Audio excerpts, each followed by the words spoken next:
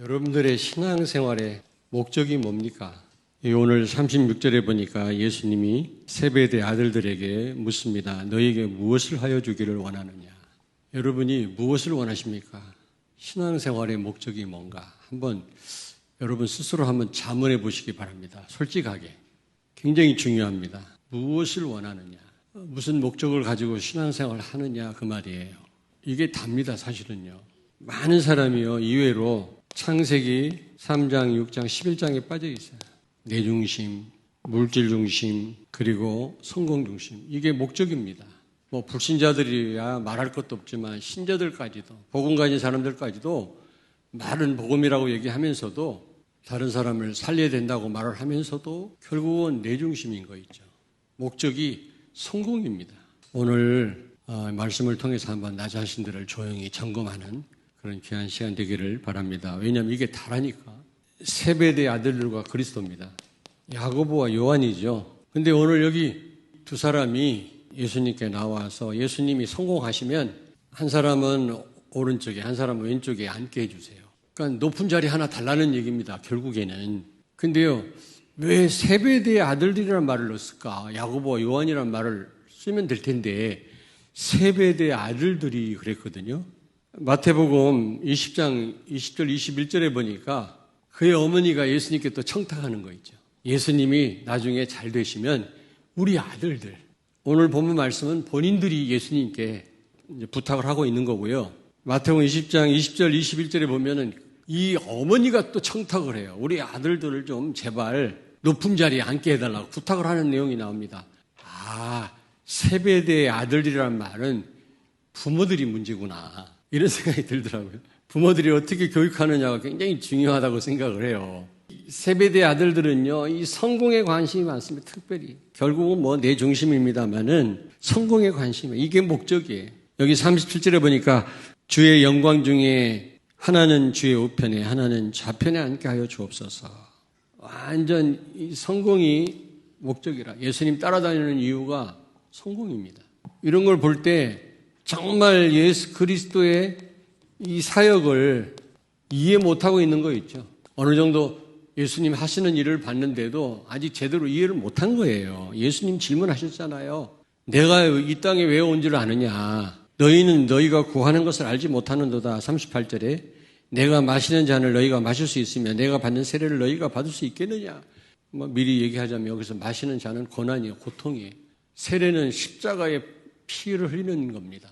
예수님이 이런 일을 위해서 오셨는데 이걸 이해를 못한 거예요. 지금 욕심적인 성공을 막 지금 추구하는 거 있죠. 예수님의 사역을 제대로 이해를 못하면 어떻게 돼요?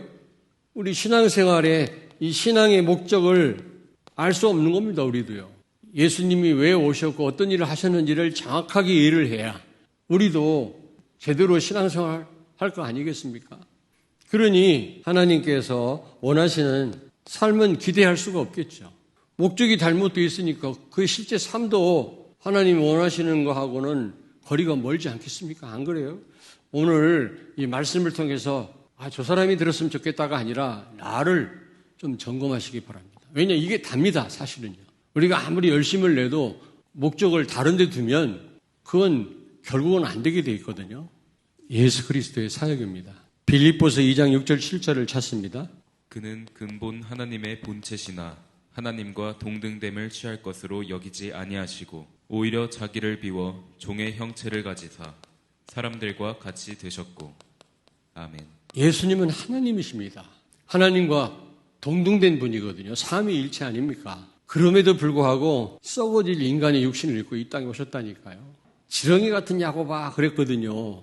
그런 존재입니다. 우리가 대단하다고 생각하는데 우리가 하나님의 형상이기 때문에 대단한 거지, 사실은 우리는요 한 줌의 흙으로 돌아갈 인생이거든요. 어떻게 보면 아무것도 아니에요. 그런 신분으로 예수님이 오셨다니까. 낮아지신 거죠. 근데 그뿐만 아니라 십자가에 죽으셨다. 빌립보서 2장 8절을 찾습니다. 사람의 모양으로 나타나사 자기를 낮추시고 죽기까지 복종하셨으니 곧 십자가에 죽으심이라. 아멘. 하나님과 동등된 분이신데 벌레 같은 인간의 모습으로 시공간의 제약을 받는 그런 존재로 이 땅에 오셨을 뿐만 아니라 죽기까지, 십자가에 죽기까지 우리를 사랑하셨고요. 하나님께 복종하셨다니까. 그리고 죽어마땅할 우리들에게 무조건적인 사랑을 베푸셨잖아요. 만약에 조건을 따졌다면 하나님 사랑을 받을 만한 인생이 있습니까, 여러분? 아무도 이 자리에 있을 수 없겠죠.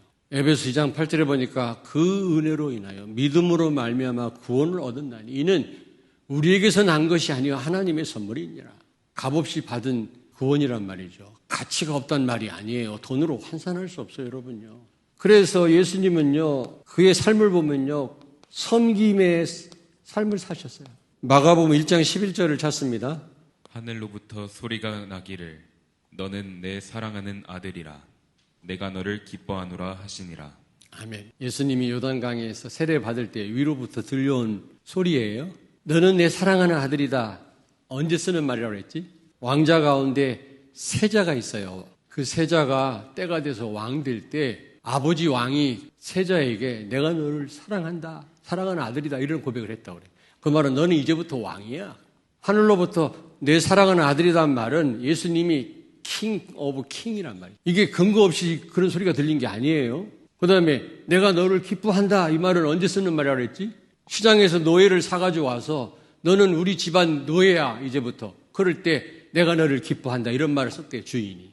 다시 말하면 예수님은 노예란 말이죠. 서번트 킹이란 말입니다. 섬김의 왕이다. 그는 하나님이셨지만 우리를 사랑하셨어요. 예수가 그리스도다. 그 말 무슨 말입니까? 왕, 제사장, 선지자 세 가지씩 분 오셔가지고 우리가 해결할 수 없는 죄와 마귀와 지옥의 권세를 완전히 해결하셨단 말 아닙니까? 모든 문제 해결자란 말이거든요. 다시 말하면 그리스도란 말은 우리를 살리셨다. 죽었던 우리를 살리셨고 우리를 치유하셨고 우리를 회복하신 분이에요. 처음부터 끝까지 섬김의 삶을 사신 분이다. 제자들이 이걸 모르니까 이 세베대 아들들이 목적이요 성공인 겁니다. 예수님이 왜 오셨는지를 우리가 알아야 돼요. 그러면 우리가 어떻게 해야 되죠? 오늘 여기 38절 오늘 본문 말씀인데 내가 마시는 잔을 너희가 마실 수 있으며 내가 받는 세례를 너희가 받을 수 있겠냐? 예수님 말씀했잖아요. 예수님께서 오신 목적 알아야 돼요. 여기서 뭐라 했어요? 잔이라 잔. 그리고 세례라고 그랬죠. 예수님이 받을 세례가 뭡니까? 누가복음 22장 42절을 찾습니다. 이르시되 아버지여 만일 아버지의 뜻이거든 이 잔을 내게서 옮기시옵소서. 그러나 내 원대로 마시옵고 아버지의 원대로 되기를 원하나이다 하시니. 아멘. 예수님이 말씀했던 이 잔, 십자가의 고난입니다. 여러분, 예수님도 육신을 입고 오신 완전한 인간인데 십자가에 못 박히는 일이 얼마나 고통스러운 일입니까? 그게 예수님이 말씀하는 잔이었습니다. 우리를 구원하기 위해서 그는 십자가에서 죽을 고난을 당하셨다니까. 얼마나 힘들었으면 아버지 왜 나를 버리시나이까? 그래서 하나님을 향해서. 그리고 세례는요. 마가복음 10장 45절 같이 읽습니다.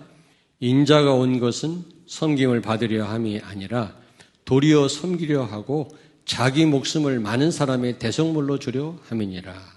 아멘. 십자가의 피 흘리심을 가리킵니다. 예수님 받은 세례는. 우리를 구원하기 위해서 십자가에 피 흘려 죽으셨잖아요. 그것을 세례라고 예수님은 표현을 했습니다. 그러면 우리 신앙생활의 목적은 무엇이 돼야 되죠? 예수님이 우리 때문에 십자가에 피 흘리시고 죽으셨다면 우리 신앙생활의 목적은 어떻게 해야 되겠습니까? 무엇이 해야 되겠습니까? 결국은 예수님이 가신 길을 따라야 되겠죠. 그 말이 무슨 말입니까? 마가복음 10장 39절 너희는 내가 마시는 잔을 마시면 내가 받는 세례를 받으려니와 마태복음 16장 24절에 보니까 예수님을 우리가 따라가려면 어떻게 해야 된다고요? 나를 매일 부인하고 내 십자가를 지고 나를 따를지니 그랬거든요. 그렇습니다. 나를 부인해야 되는 겁니다. 십자가를 지고 따르라 그랬거든요. 그 말은 고난입니다. 살리는 겁니다. 치유하는 겁니다. 섬기는 겁니다. 우리가 진짜 주의를 하려고 하면 어려움이 많이 있어요. 오해되는 일이 많이 있어요. 우리 혹시 목적이 성공이라면 다른 사람 이목이라면 아무것도 못한다 우리는. 우리도 예수님처럼 섬김의 삶을 살아야 되겠습니다. 섬김의 삶이 어떤 삶이냐. 43절 44절을 찾습니다. 오늘 너희 중에는 그렇지 않을지니 너희 중에 누구든지 크고자 하는 자는 너희를 섬기는 자가 되고 너희 중에 누구든지 으뜸이 되고자 하는 자는 모든 사람의 종이 되어야 하리라. 아멘. 쉽지 않습니다. 우리 마음에 둬야 돼요. 너희가 나를 높이면 내가 너희를 높이리라. 스스로 높아지려고 하는 사람은 되지도 않지만 바벨탑처럼 무너져요. 하나님이 높이시면 되는 거예요. 으뜸이 되고자 하는 자는 종이 되어라. 섬기는 자가 되어라. 이게 우리 삶입니다. 결론입니다. 다시 말씀드리는데 우리는 이거하고 싸워요. 3장, 6장, 11장. 이게 우리 삶을 주장하게 하면 안 돼요. 내 중심, 물질 중심, 성공 중심. 여러분 기억하셔야 됩니다.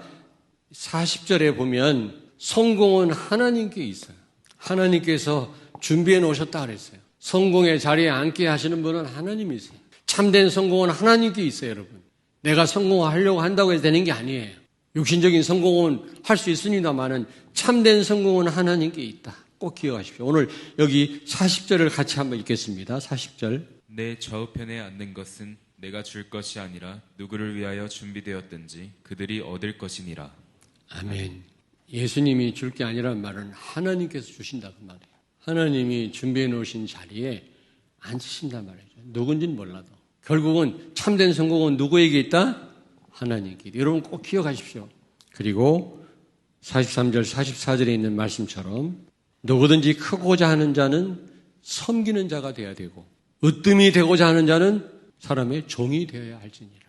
참된 성공은 하나님 손에 있음을 알고 예수님이 가신 그 길을 우리도 따라가야 될 줄로 믿습니다.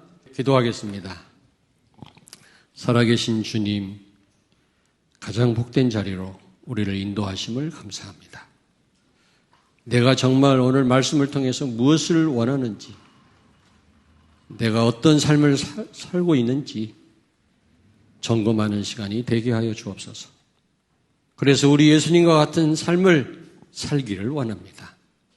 우리에게 은혜를 허락해 주옵소서.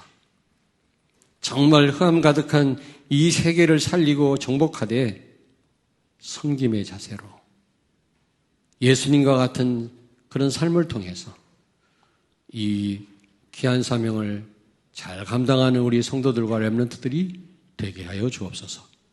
예수님 거룩하신 이름으로 기도하옵나이다. 아멘.